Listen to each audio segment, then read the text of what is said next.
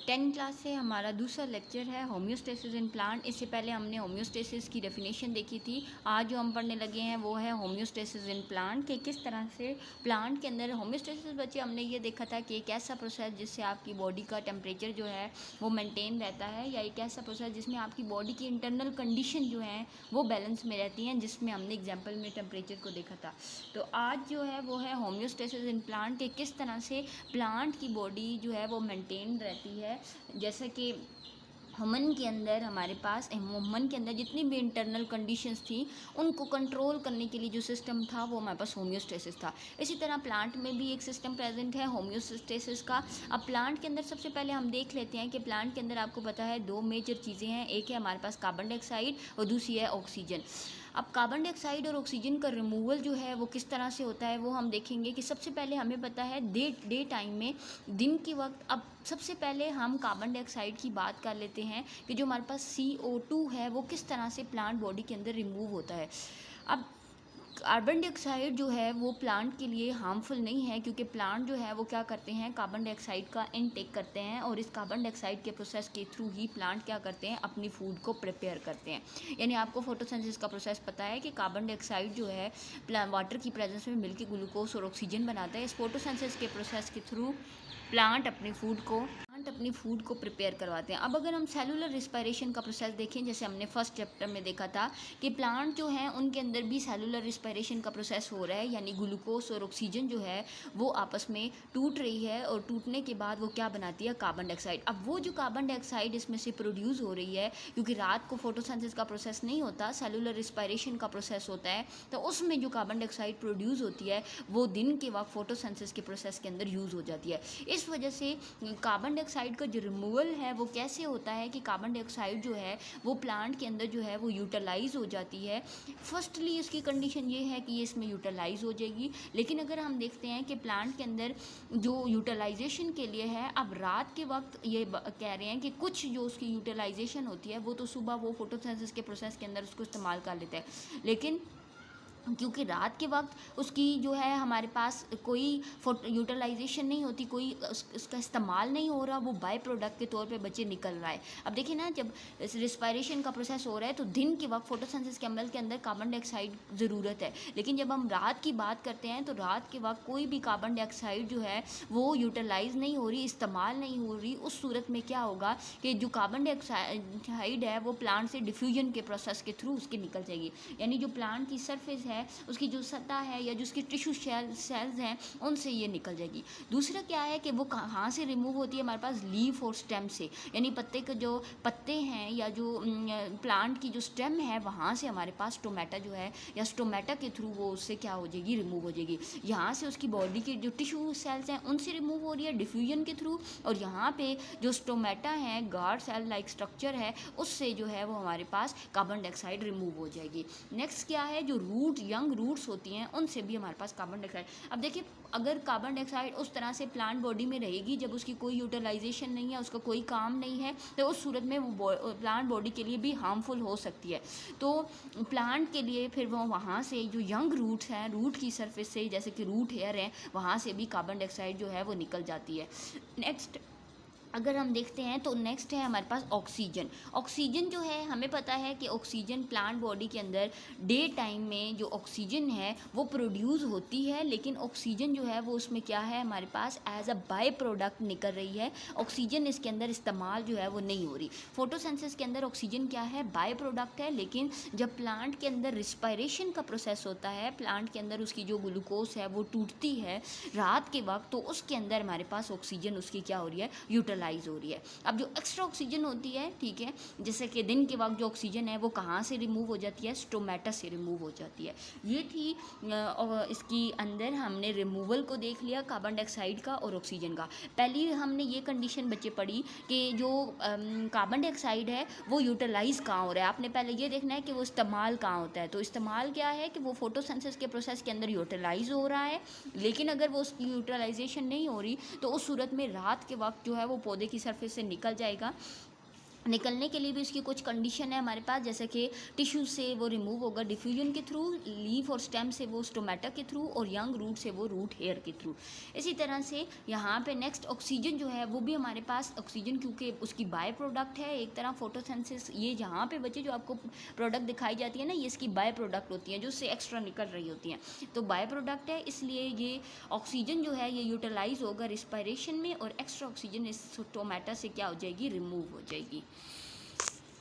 Book से भी इस टॉपिक को देख लेते हैं। Homeostasis in plant respond to environmental changes and keep their internal condition जी होम्योस्टेसिस, जैसे कि प्लांट जो है वो भी अपने इन्वायरमेंट के अकॉर्डिंग रिस्पॉन्ड करते हैं और अपने इंटरनल कंडीशन को मेंटेन रखते हैं। चाहे प्लांट है, चाहे जो भी लिविंग ऑर्गेनिज्म है, उसके अंदर होम्योस्टेसिस का प्रोसेस जो है वो क्यों किया जाता है, क्यों होता है, ताकि वो क्या करे, अपनी इंटरनल कंडीशंस को बैलेंस कर सके।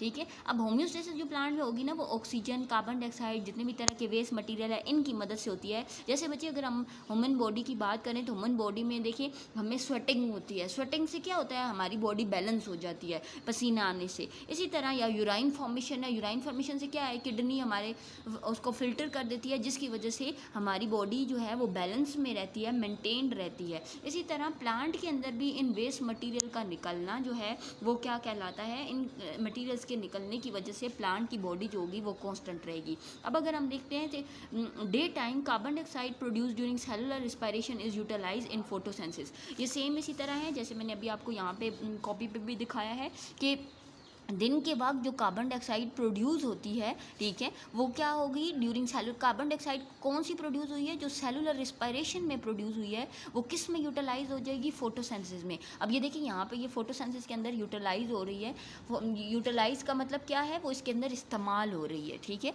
And is not a waste product, तो वो वेस्ट प्रोडक्ट नहीं है। लेकिन रात के वक्त क्योंकि कोई यूटिलाइजेशन ऑफ कार्बन डाइऑक्साइड नहीं हो रही, तो उस सेंस में हमारे पास क्या होता है कि जितनी भी कार्बन डाइऑक्साइड है वो उसकी जो रिलीज़ होगी वो कहाँ से होगी, टिश्यू सेल से। ठीक है, डिफ्यूजन के थ्रू, डिफ्यूजन प्रोसेस आप पढ़ आए हैं बच्चे पहले 9 में कि डिफ्यूजन के प्रोसेस के थ्रू जो है वो हमारे पास उससे रिमूव हो जाएगी कार्बन डाइऑक्साइड। या फिर क्या है हमारे पास कि यूटिलाइजेशन ऑफ इन लीफ और स्टेम में क्या है हमारे पास कि ये जो है ये स्टोमेटा के थ्रू होगी, स्टोमेटा आपको पता है गार्ड सेल के थ्रू।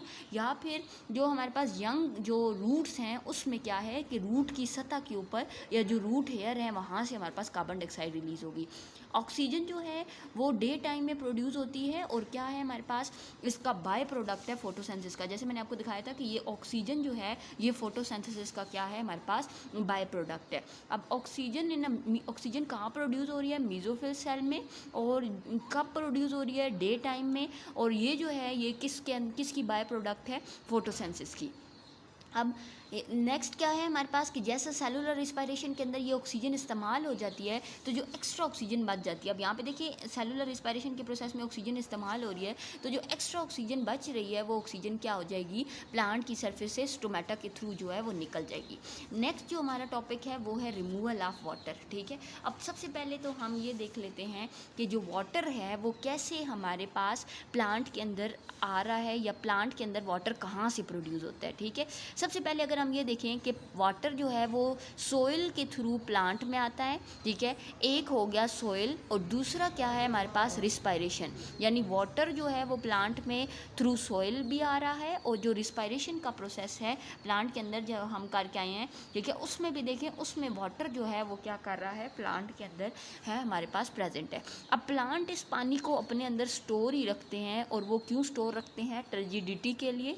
टर्जिडिटी क्या है कि प्लांट की जो सरफेस है, ठीक है, वो क्या रहती है, टर्जिड रहती है, यानी उसकी टर्जिड मतलब उसकी जैसे बैलून के अंदर हवा भरी हुई है तो वो टर्जिड है, यानी उसकी सरफेस में पानी पूरी अमाउंट में रहता है। एक्स्ट्रा जो वाटर है वो ट्रांसपायरेशन के थ्रू प्लांट बॉडी से निकल जाता है। ट्रांसपायरेशन आप बच्चे पढ़ के आए हैं, loss of water from the plant surface through stomata. ठीक है, तो वो ट्रांसपायरेशन के थ्रू जो है ये पानी उसमें से निकल जाता है। अब क्योंकि रात के वक्त कोई भी ट्रांसपायरेशन जो है वो नहीं होती थी, रात के वक्त बच्चे आपको पता है स्टोमेटा जो हैं वो क्या हो जाते हैं, हमारे पास क्लोज हो जाते हैं। तो उस सूरत में अगर पौधे में पानी है, ठीक है, प्लांट के अंदर हाई कंटेंट ऑफ वाटर है, या प्लांट ने ज़मीन से ज़्यादा पानी को अपने अंदर ऑब्जर्व कर लिया है, तो वाटर जाएगा किस में, रूट से जाने के बाद वो इसकी जो जाइलम वेसल है, जाइलम आपको पता है बच्चे कि ट्यूब लाइक स्ट्रक्चर है जो रूट से लेके ऊपर वाली सरफेस तक पानी को लेके जाने में मदद देता है, ठीक है, वाटर की अब्जॉर्प्शन करवाता है, यानी रूट से बेटा लेके ऊपर वाली सरफेस तक वाटर को लेके जाने में मदद दे रहा है। अब जो है यहाँ पे जितनी भी वाटर है वो क्या होगा हमारे पास, वो इस जाइलम वेसल के अंदर एक्यूमुलेट हो जाएगा। अब देखिए ना, अगर पानी पौधे को इक्वल अमाउंट में हम दे रहे हैं, उस सूरत में वो वाटर जो होगा वो क्या करेगा हमारे पास, वो जाइलम के थ्रू पूरी प्लांट बॉडी के अंदर एब्जॉर्ब हो जाता है, जैसे पत्तों में चला गया, कार्बन डाइऑक्साइड फोटोसिंथेसिस के प्रोसेस में दिन में हेल्प कर रहा है। लेकिन अगर वो रात के वक्त स्टोमेटा है ही नहीं, पानी निकल नहीं पा रहा, तो पानी वहाँ पर एक्यूमुलेट हो जाएगा, जमा हो जाएगा इस जाइलम वेसल्स के अंदर, ठीक है, बात समझ आ गया है। अब क्या है हमारे पास कि अगर ये पानी इस जाइलम वेसल में जमा हो रहा है, तो कुछ पौधे ऐसे होते हैं जो क्या करते हैं, इस जाइलम वेसल्स के थ्रू पत्ते की सरफेस के ऊपर या स्टेम की सरफेस के ऊपर स्पेशल किस्म के पोर्स होते हैं, सुराख होते हैं, जिनसे ये जो जाइलम वेसल का पानी है वो क्या करता है, इस पौधे की मदद से निकल जाता है। इसी प्रोसेस को हम क्या बोलते हैं, ग्लूटेशन बोलते हैं, यानी ड्रॉप का appearance of drop of water on a tip और एजेस ऑफ लीफ और स्टेम्स, कि किसी भी सतह के ऊपर किसका आना, पानी के कतरों का आना जो है वो हमारे पास क्या है, ग्लूटेशन कहलाता है। उसके बाद अगर हम आ जाते हैं बच्चे, ग्लूटेशन आपको समझ आ गया होगा, इससे रेलेवेंट भी अगर कोई क्वेश्चन है तो आप मुझसे पूछ सकते हैं।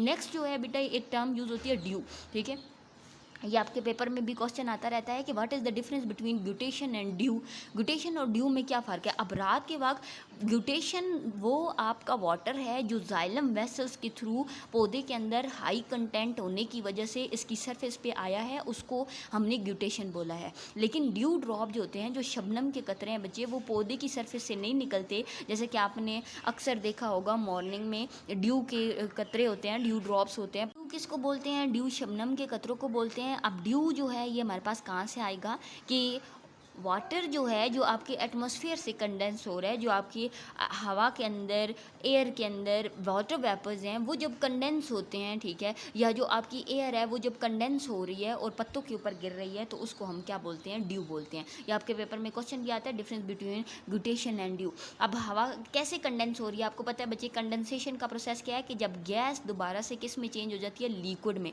तो आपकी एटमॉस्फेयर में जो ऑक्सीजन है या जो हाइड्रोजन है, जो भी है, वो गैस जब कन्वर्ट होकर लिक्विड में आ जाती हैं, तो वो हमारे पास क्या कहलाती हैं, कंडेंसेशन का प्रोसेस कहलाता है, और यही ड्यू ड्रॉप है। अब हम इसे बुक से देख लेते हैं बच्चे, बुक से आप लोग इसकी डेफिनेशन करेंगे कि यहाँ से इसकी डेफिनेशन है कि some plant such as grasses, ठीक है, फोर्स दिस वाटर। अब यहाँ पे कौन सा वाटर है, the water accumulated in the xylem vessels, ठीक है, through a special pore on the edges और tips of leaf in a form of drop, the appearance of drop is called guttation. अब यहाँ से आप सम प्लांट से लेके यहाँ तक इसकी डेफिनेशन करेंगे। एग्जाम्पल में आप बच्चे ग्रासेस जो है वो लिख सकते हैं। उसके बाद यहाँ पे ये जो आपका ब्लॉक है, यहाँ से आपने करना है कि guttation is to be confused with the dew, with dew. अब मैंने आपको यहाँ से ड्यू की डेफिनेशन बता दी है कि ड्यू क्या है, वो वाटर है जो आपके एटमॉस्फेयर से कंडेंस होता है। ग्लूटेशन में आप उसकी डेफिनेशन, और यहाँ से आप ड्यू की डेफिनेशन जो है वो यहाँ, और ये ट्रांसपायरेशन की डेफिनेशन आप कर सकते हैं।